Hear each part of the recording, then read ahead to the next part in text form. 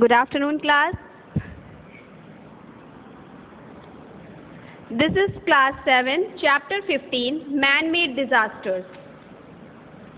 Disaster can be of two types. Disaster का मतलब आपदा होता है. Disasters are categorized into two types. First is natural and second is man-made disasters. Natural disasters में जैसे आपके ये अर्थक्वेक है, मतलब जो प्रकृति की तरफ से जो आपदा होती है उसको नेचुरल बोलते हैं, और मैन मेड जो होता है जो ह्यूमन की मिस्टेक से या बाय एक्सीडेंट कोई डिजास्टर होता है उसको क्या कहते हैं, मैन मेड बोलते हैं. So here we will read about some man made disasters. First one is Chernobyl plant disaster.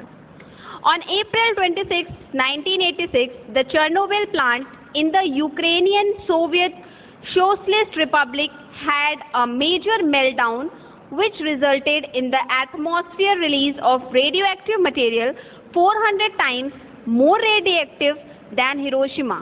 It is estimated that the disaster could result in nearly 1 lakh fatal cancers, and the area would not be safe for any activity including farming for up to 200 years. 26 अप्रैल 1986 में Chernobyl परमाणु दुर्घटना हुई थी, जो कि मानव इतिहास की सबसे बड़ी परमाणु दुर्घटना थी. और यहाँ पे जो प्लांट था, चेरनोबिल प्लांट था, ये उत्तरी सोवियत यूक्रेन में स्थित है. पर किसी गड़बड़ी के कारण इस प्लांट में विस्फोट हो गया था और इससे वातावरण में बहुत सारे रेडियोएक्टिव मटेरियल जो थे वो निकले थे. ये माना जाता है कि इतना ज़्यादा रेडियोएक्टिव मटेरियल था जो कि हिरोशिमा और नागासाकी में जो ट्रेजिडी हुई थी, हिरोशिमा नागासाकी में जो ट्रेजिडी हुई थी उससे 400 टाइम्स ज़्यादा इसमें परमाणु पदार्थ जो है वो निकले थे. और ये यहाँ की जो लैंड है, यहाँ की जो लैंड थी, ये माना जाता था कि वो 200 साल तक किसी भी काम के लिए, किसी भी एक्टिविटी के लिए वो अच्छी नहीं है, ना तो फार्मिंग के लिए ना तो और भी किसी एक्टिविटीज़ के लिए अच्छी नहीं मानी जा रही थी. और इस डिज़ास्टर की वजह से यहाँ पे जो रेडियोएक्टिव मटेरियल थे वो इतने ज़्यादा थे कि जिससे वहाँ के लोगों में कैंसर का खतरा बढ़ गया था. Now second we will read about Bhopal gas tragedy. इस गैस ट्रेजिडी के बारे में तो सभी ने पढ़ा होगा. What happened in this gas tragedy? Let us study. On the night of December 2, 2 दिसंबर की रात में 1984 का ईयर था. The Union Carbide pesticide plant, जो यूनियन कार्बाइड फैक्ट्री थी भोपाल में, Bhopal India began to leak methyl isocyanate gas. और इस फैक्ट्री से क्या हुआ कि मिथाइल आइसोसाइनेट गैस जो है वो निकली थी, एक्सपोज हो गई थी. And other poisonous toxin into the atmosphere. और यहाँ पे क्या हो गया था, मिथाइल आइसोसाइनेट गैस लीक हो गई थी और भी बहुत सारी जहरीली गैसें जो है वहाँ एटमॉस्फेयर में निकल गई थी. ओवर 5 लाख वेर एक्सपोज, और इसकी चपेट में कम से कम 5 लाख लोग जो है आ गए थे. And there were up to 15,000 death at that time, और 15,000 लोग वहाँ पे मर गए थे. In addition more than 20,000 people have died since the accident from the gas related disease. और 20,000 लोग ऐसे वहाँ पे मरे थे जो कि उस गैस की वजह से उनको या तो उस गैस से रिलेटेड कोई स्किन डिजीज़ हो गई थी, या तो फिर और भी किसी उनके बॉडी पार्ट में कोई ना कोई इन्फेक्शन उस गैस से रिलेटेड हो गया था, जिसकी वजह से कम 20,000 लोग उस गैस ट्रेजिडी में मरे थे. Now, the next is the Aral Sea was one of the 4 largest lakes at one point in time. Aral Sea जो था वो क्या था कि एक समय में ये 4 बहुत बड़े लेक्स में इसकी गिनती होती थी, ये 4 बड़े लेकों में से माना जाता था. However, in the 1960s, the Soviet Union diverted the water from the river that fed the lake to irrigation project. उसके बाद क्या हुआ कि 1960 में सोवियत यूनियन के इरिगेशन प्रोजेक्ट के लिए नदियों का बहाव क्या हो गया था, डाइवर्ट कर दिया गया था, मतलब मोड़ दिया गया था, जिसके बाद से एरल सी 90% एरल सी क्या हो गया था, वो सूख गया था। The sea has now shrunk by 90%। और उसके बाद क्या हुआ था, जब उसके पानी के बहाव को मोड़ा गया तो जो ये एरल सी था वो क्या हो गया था, वो 90% सूख गया था। And the salt and the sand storms that the devastation created kill and plant life. और जब 90% ये सी सूख गया था तो क्या हो गया था कि जितने भी उसके मतलब उस सी में जो भी वाइल्ड लाइफ थी, जो भी थी, वो सब क्या हो गया था, वो मर गए थे। And have negative consequences for 100 of miles around. और 100 मील तक जो है उसका प्रभाव पड़ा था। क्या हुआ था, सबसे ज़्यादा प्रभाव तो इससे मछुआरे जो थे उन पर पड़ा था। क्या हो गया था कि इसमें से मतलब फिशिंग के लिए बहुत सारे मछुआरे इसमें से मछली भी मार के ले जाते थे। तो उस समय जब ये सूख गई थी तो बहुत बड़ा प्रभाव उन पर पड़ा था। On July 10, 1976 in Meda. Now the next, on July 10, 1976 in Meda, 10 जुलाई 1976 मेडा में क्या हुआ था कि जो कि इटली में है, a reactor in the ICMESA chemical company exploded. ICMESA chemical company थी जो कि एक्सप्लोड हो गई, मतलब विस्फोट हो गया था उसमें। This led to a toxic cloud of dioxin being released into the atmosphere. और इसकी वजह से क्या हो गया था कि जहरीली जो गैस थी उसका एक जैसे क्लाउड सा एटमॉस्फेयर में रिलीज हो गया था।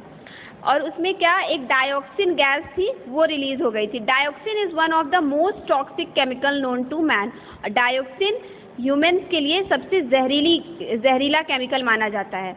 While no one died, but उस केमिकल से कोई मरा नहीं। As a direct result of the accident, मतलब एक्सीडेंटली ये हुआ था बट इसमें कोई मरा नहीं था। Many childrens were affected by the serious skin disease, पर ज़्यादातर बच्चों में एक स्किन डिजीज़ हो गया था जिसको क्लोरेक्नी डिजीज़ था, जो कि स्किन डिजीज़ था। इस एक्सीडेंट से बच्चों में ये डिजीज़ स्किन डिजीज़ पाया गया था। नेक्स्ट, ऑन मार्च 24, 1989, 24 मार्च 1989 को क्या हुआ था, अमेरिकन ऑयल टैंकर, अमेरिका का एक समुद्री जहाज था, action welders, collided with the big reef. 24 मार्च 1989 में एक्सन वेल्डर्स नाम का एक समुद्री जहाज तेल लेकर जा रहा था और अचानक से वो एक चट्टान से टकरा गया था। This created an oil spill with far reaching consequences in the Prince William sound in Alaska. उसकी वजह से क्या हो गया था कि बहुत ज़्यादा ऑयल जो है वो पूरे में स्पिल हो गया था, मतलब फैल गया था। Over 11 million gallons of oil spilled over nearly 500 miles polluting the coast line. और जिसके कारण 11 मिलियन गैलन तेल बर्बाद हो गया था। Over a quarter billion birds were killed and countless other wild life. 11 billion तेल क्या हो गया था, बर्बाद हो गया था। और यह तेल समुद्र में आए तूफान के कारण 500 मील अधिक दूरी तक और फैल गया था, जिसके कारण से कम मिलियंस बर्ड जो है वो मर गई थी। और भी बहुत सारे वाइल्ड लाइफ जो पानी में रहने वाले जानवर थे वो सब क्या हो गए थे, बहुत सारे मर गए थे। Now the next is Al Mishraq fire.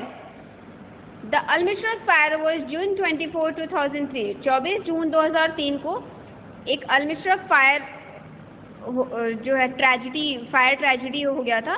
This fire at an Iraqi sulphur plant, Iraq का एक सल्फर प्लांट था, burn for about a month releasing sulphur dioxide into the atmosphere. और क्या हो गया था, सल्फर प्लांट में आग लग गई थी जिसके कारण कम से कम महीनों ये आग जली और इसके कारण सल्फर डाइऑक्साइड जो है वो एटमॉस्फेयर में फैल गया था। Sulphur dioxide can kill people by causing respiratory problem. और ये ह्यूमंस के लिए बहुत ही हार्मफुल होता है, जिसकी वजह से रेस्पिरेटरी डिजीजेज, ठीक है, रेस्पिरेटरी प्रॉब्लम्स हो जाती है जिसके कारण लोग मर भी सकते हैं। And also creates acid rain, और इसी की वजह से एसिड रेन भी हुआ, विच डिस्ट्रॉयज क्रॉप, जिसकी वजह से बहुत सारी फसलें बर्बाद हो गई थी। Identify and right the names of these disaster using the help box. अब यहाँ पे देखिए बताया गया है और आपको आइडेंटिफाई करना है कि ये कौन सा डिजास्टर था। इट वॉज 29 अक्टूबर 2009।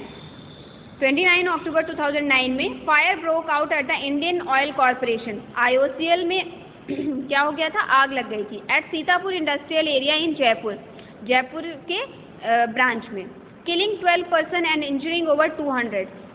12 लोग मर गए थे और कम से कम 200 पीपल्स वर इंजर्ड, 200 लोग इंजर्ड हो गए थे। The blaze continued to rage for over a week engulfing almost 8000 kilolitres of crude oil. और ये जो आग थी ये कम से कम हफ्तों ये आग नहीं बुझी थी और इसमें 8000 किलोलीटर क्रूड ऑयल जो है वो बर्बाद हो गया था। क्या नाम था इस डिजास्टर का? Sanganer oil depot fire. In 1952 में this pollution took a tragic turn. ये जो पॉल्यूशन था ये बहुत ही ट्रैजिक टर्न लिया। This winter the weather was cold, और क्या था कि ठंडी का सीजन था and residents burn more coal in their fireplaces. घरों में क्या था, ठंड की वजह से लोग बहुत सारे कोयले जला रहे थे टू एलिवेट द चिल, ताकि ठंडक से वो बच सके। The smoke लेस्ड with sulphur dioxide, और ये जो धुआं था, ये जो कोयले का धुआं था, इसके साथ क्या हुआ था, सल्फर डाइऑक्साइड, इसके भी जो धुएं थे वो मिलके क्या बना रहे थे, नाइट्रोजन ऑक्साइड का, नाइट्रोजन ऑक्साइड बहुत ज़्यादा नाइट्रोजन ऑक्साइड एटमॉस्फेयर में फैल गया था। ये इसका नाम क्या था, London killer fog. London killer fog में क्या हुआ था कि सन 1952 में आसमान पर धुंध सी छा गई थी लंदन में, ठीक है। और उस समय ठंड के मारे लंदन के घरों में, लंदन में जो भी घर थे और फैक्ट्रीज थे, उनमें कोयले के इस्तेमाल से हवा में घुले हुए जो जहरीली कणों से इस टाइप की स्थिति बन गई थी। तो उसको क्या नाम दिया गया था, London killer fog.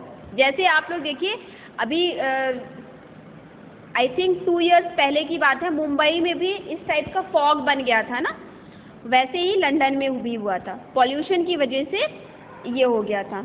It was 30 January 2000 in the year 2000, a dam at the Aurul gold mine in Romania overflowed.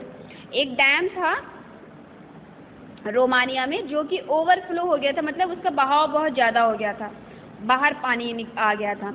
In turn releasing 1 lakh cubic metre of liquid waste discharge containing cyanide in the river.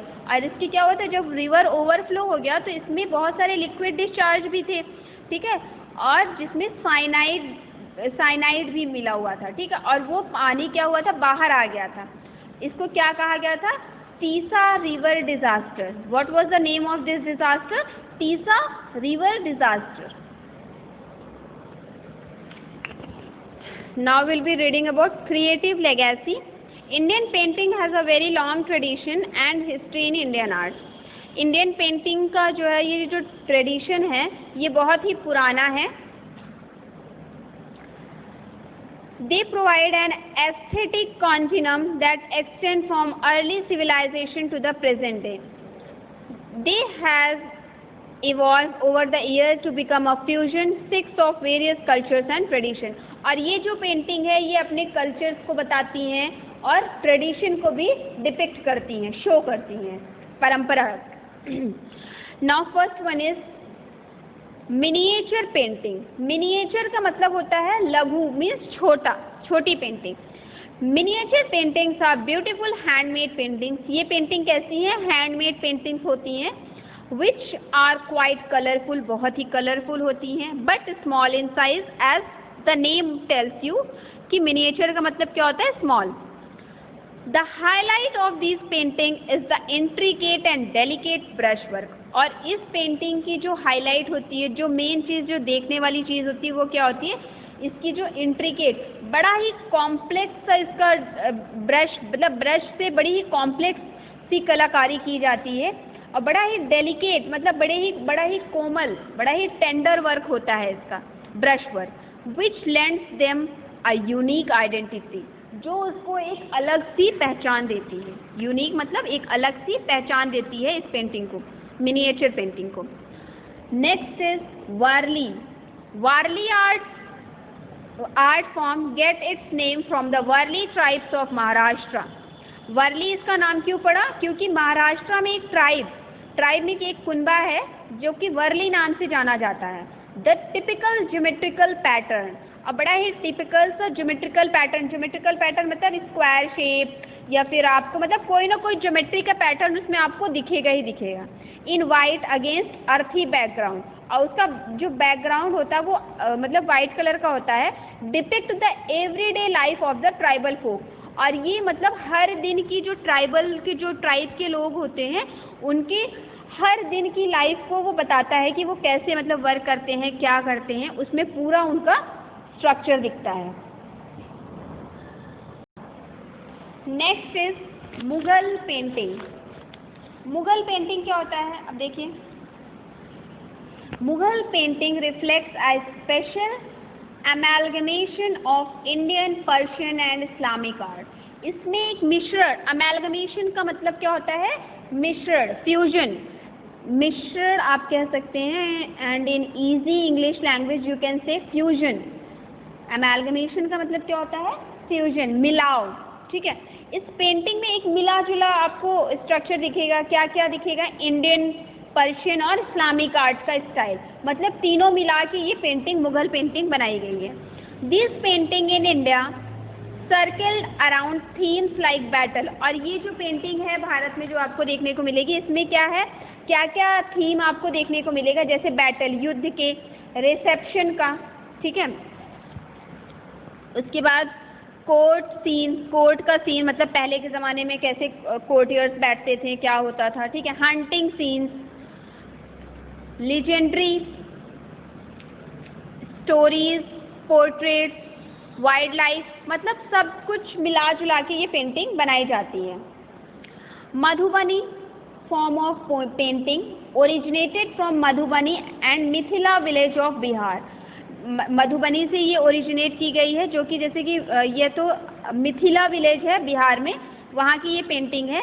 Nature and Hindu deities are the main themes in this painting. इसमें एक तो nature का, पर्यावरण का, और दूसरा Hindu deities का मतलब होता है कि जो देवी देवताओं के बारे में, ठीक है, उनकी पेंटिंग्स है ये।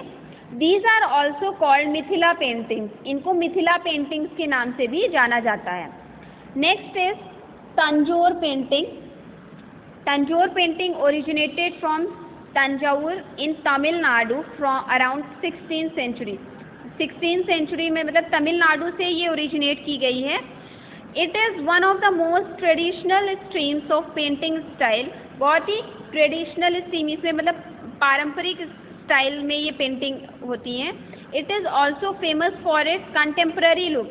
कंटेम्प्रेरी का मतलब होता है समकालीन समय का, इसमें समकालीन समय का जो कुछ भी है वो दिखाया गया है। इसमें वहाँ का उस समय का लुक, सरफेस, रिचनेस, ठीक है, बहुत ही सुंदर होती हैं ये पेंटिंग। एंड फ्लैम्बॉयंट, बड़ा ही चमकीला कलर होता है इसका। इस पेंटिंग का कलर कैसा होता है? बड़ा ही चमकीला। फ्लैम्बॉयंट का मतलब क्या होता है? चमकीला, glossy. And range with in the picture, इस पिक्चर में बड़ा ही चमकीला कलर दिखता है और बहुत ही मतलब प्राचीन काल की चीज़ें उसमें दिखाई गई हैं, ठीक है। Another is third painting originated in Rajasthan. ये राजस्थान की पेंटिंग है, इन 18th century, 18वीं सदी की है। दीज क्लॉथ पेंटिंग डिपिक्टिंग, और ये पेंटिंग किस पे होती है? कपड़े पे होती है। Depicting the tales of brave Rajput warriors जो थे, जो राजपूत योद्धा थे, उनके बारे में उसमें पेंटिंग्स में दिखाया गया है। And were traditionally used as aids by singer and narrators, ठीक है। और जो सिंगर और नरेटर्स हैं वो इसको यूज़ करते थे, ठीक है, उस समय पे। तो ये हम लोगों ने जो पेंटिंग्स हैं उनके बारे में हम लोगों ने पढ़ा है। Chapter 7 United Nations. Take the correct answer. Who was the first Secretary General of the United Nations? United Nation का पहला Secretary General कौन था? Answer is Trygve Lie और Kofi Annan. Answer is Trigle. How many original member nations signed the Charter of the United Nations back in 1945? 1945 में कितने members ने united nation के charter को साइन किया था? आंसर इज 50 और 51. The correct answer is 51. What is WFP? WFP क्या होता है? The UN organisation for families. And B option क्या है? The world food programme. Answer is the world food programme. In which city are the headquarters of the UN located? UN का जो headquarter है United nation का, वो किस city में है? Option is Washington DC and second is New York. Answer is New York. Who coined the term United nation? United nation term ये किसने कॉइन किया था, किसने बताया था? बन की moon first is and second is Franklin D Roosevelt. Answer is Franklin D Roosevelt. Which UN body work towards protecting the world heritage site? कौन सी UN बॉडी है जो कि वर्ल्ड हेरिटेज साइट को प्रोटेक्ट करने में वर्क करती है? UNESCO और WHO. Answer is UNESCO. When was the United nation emblem approved? United nation का जो प्रतीक है, जो चिन्ह है, वो कब अप्रूव्ड हुआ था? 13 मार्च 1950 और 7 दिसंबर 1946. Answer is 7 December 1946. Which countries are the permanent member of the Security Council? कौन सी कंट्रीज परमानेंट मेंबर हैं सिक्योरिटी काउंसिल की? Answer is France, China, Russia, Great Britain and the US. And B is Sweden, India, Germany, Brazil and China. Answer is A, France, China, Russia, Great Britain and the US. Thank you student.